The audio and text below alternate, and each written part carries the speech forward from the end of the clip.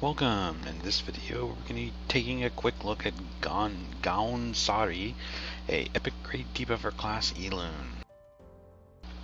Looking over his base stats, at 6 star his HP is decent, with his PDEF and MDEF being low as typical per most epics.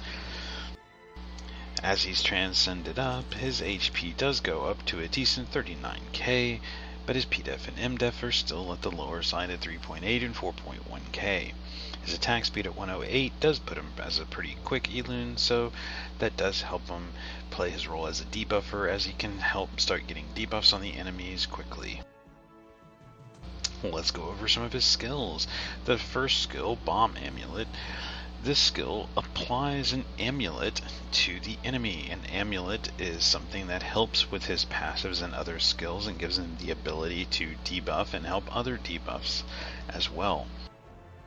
The skill is a single enemy. It can be any enemy, not just front line, and does magic damage. The skill maxed out at level 6 does decent damage as long as you have him on a damage build. The skill gem set effect for this one is going to be blue-blue-orange, which is for magic damage and crit rate, and you get a 5% chance to restrain the target for 1 turn. As this skill does apply an amulet, and that is helpful anyway because it is a soul effect debuff, it does do something other than just a damage anyway, and it can be applied to any target. However, having the additional restrain chance on it, just to have that chance of restraining a target for 1 turn, preventing them from doing anything, is a pretty decent thing to have too, so going with the skill gem set effect for this skill is not a bad idea. Looking over at his special skill, Ignition. This is an AoE effect. This skill will deal magic damage to all enemies and will inflict Blaze for 3 turns at level 1 on any enemy that has the amulet effect. As the skill is leveled up to the max at +6, the damage does go up to a decent amount, and the Blaze effect goes to 4 turns. Now the Blaze effect is only applied to enemies with an amulet, and if they have an amulet, that amulet is converted from the soul effect amulet effect to a Blaze effect. Blaze effects can be stacked up to 3 on a target. The skill gem set effect for this skill, blue, orange, orange, will heal 3% HP for each amulet that explodes, which means if you use him to do his normal skill to apply amulets to all of the enemy, then you can just single target each one, but that takes multiple turns and then he can heal himself. It's not a bad idea to have this, as it's at least going to be a single target that you're going to be having the amulet on, so it's still a 3% heal, so that's not bad because it does give him a little bit of healing on his own. So going with the blue, orange, or orange is not a bad idea, as this is a damaging skill too, and he does do some decent damage. The ultimate skill. His ultimate skill is a single target any enemy skill, also doing magic damage. The damage is pretty decent, being at 280 plus 270% of his attack as magic damage.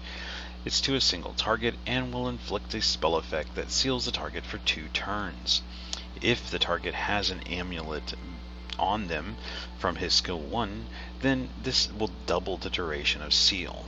A sealed target can only use their normal skill and cannot use any skills that consume soul. The skill effect of this one, blue, orange, violent, is magic damage, crit rate, and speed. This gives the skill a 10% chance to instantly kill an enemy, which is not a bad idea at all, especially for things like UDD Arena, where you could possibly use him and give yourself the chance of instantly killing a target with a 10% chance every time you use his ultimate skill. It's not too bad. As the skill is leveled up to the max at +6, the damage does go up to a very decent amount, making the skill hit hard anyway, so it is a very good damaging skill anyway, and the spell effect will go, the seal effect will also go up to 3 turns. Again, it doubles the duration if they have an amulet, which means it's a 6-turn seal on anything there, which can be this can be very helpful depending on who you're facing. Having a 6-turn seal on a target that has a weak skill 1 that is mainly used as a support type role, where they can only use skill 1, makes it that this potentially can be very game changing, because they can't do anything else other than use skill 1. If they're a healer, that means they can still heal with their skill 1 in most cases, but in many cases for supports or tanks or other things, they're going to be pretty useless, only being able to use their skill 1s. Moving over to his passive. The first passive, this reduces the resistance rate of all status effects by 10% for any enemy that has an amulet. This doesn't apply only to him, and it's a debuff on the enemy.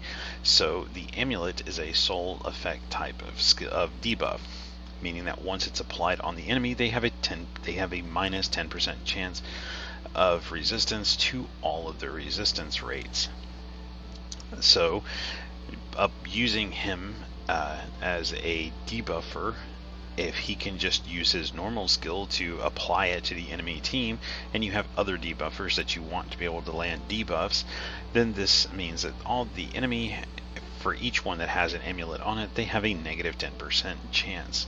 Now, you can only have one amulet on an enemy, but you can just apply the amulet to multiple enemies, and they still is 10% per enemy. His second passive, this one increases his crit rate and crit power by 10% for each status effect that afflicts the target. Meaning that if he's attacking a target that has negative status effects or status effects on them, then he increases his crit rate and crit power by 10% for each one. So, for example, if he applies a blaze effect to the target, then that increases his crit rate and crit power by 10%. This can be potentially good, making him a pretty strong damage dealer as he increases his own crit rate and crit damage to the target, meaning that he can hit even harder, especially with his ultimate skill.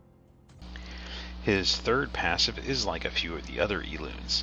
After a set number of turns, he increases a stat that doesn't go away even if he's revived after death. This increase for him increases his attack and crit rate by 10% after 4 turns. It can only activate once and is not removed even after death, meaning that once after he takes 4 turns, he will have a permanent increase in that battle by 10% attack and 10% crit. This additional crit rate, along with his second passive, based on the number of status effects that they have, can give him a very high crit rate, meaning that he should be able to land a lot of critical damage to an enemy, making him a decent damage dealer as well.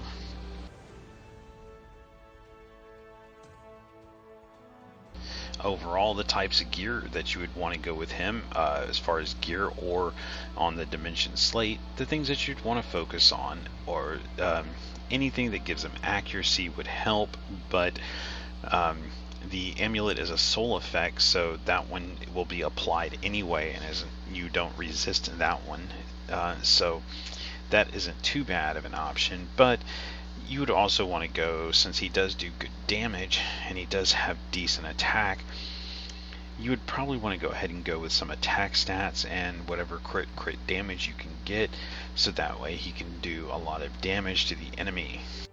He is a debuffer, but he does provide a very useful amount of damage, especially in certain situations. As for a farming unit in PvE, he's not going to be the best, as he does have pretty low base stats, and if you're planning on using him to farm or level up fodders in the higher stages of adventure, he's not going to work that well because he's going to be pretty squishy to the enemies. But he does have a role, and he does have some usefulness outside of PvE. So in PvP, he does have some uses. It just depends on where you plan to use him. For most of the time in air battles, he's not going to be something you're going to use, especially in the higher at the higher in-game state of air battles, he's not going to be very useful, as he's going to be too squishy. But in the case of UGD Arena, he does have some purpose there, as he doesn't take too much merit, and his skills do offer a pretty good set and with pretty good damage and debuffing abilities to that. So for the UGD or Underground Arena, he does have a role that he can play in there to help your team do damage. He doesn't have much in the form of CC for that, but he does have a seal with a potential restrain. But the seal is pretty good and can help with a lot of other enemies, just dealing with them to keep them only down to a skill 1 type attack. That can be particularly useful against things if you're fighting in the Underground Arena that will use a lot of their specials or ultimate skills, whereas he can just go ahead and seal them up, and then that means they can only use their skill 1, which in many cases means they can only attack the tank or the front line.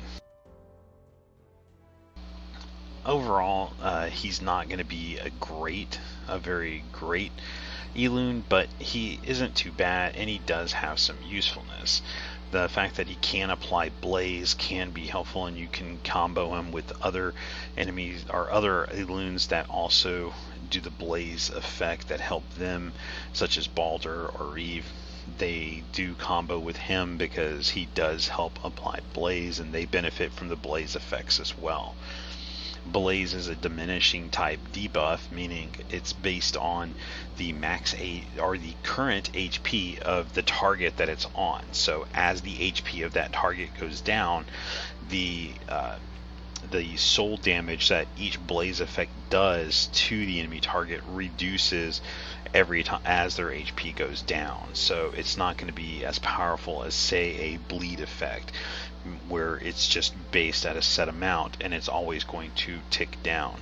The Blaze effect can be strong, but it's a diminishing thing. As the HP of the enemy goes down, the Blaze effect goes down. So whereas the Blaze effect is nice for him and it's good for dealing with some of the high HP Elunes, especially that don't have very good healing, it can also be used as to do some damage against Elunes that have immune to other things, or they have barriers and you want to get through those. The Blaze effects will do soul damage and get through some of that. So overall, while he might not be too great in any situation, he does have some usefulness, and he could, depending on the team that you run him with, he could potentially be pretty good. It would just have to be very dependent on the team you're going to run him with. He's not going to be that great, so if you have there would be a lot of other things that you would probably want to work on instead of him first. So if you do get him, he's not too bad, but I wouldn't make him a primary focus. That's going to be it for this one. If you have any questions or comments, leave them below and I'll answer them as soon as I can. Thank you.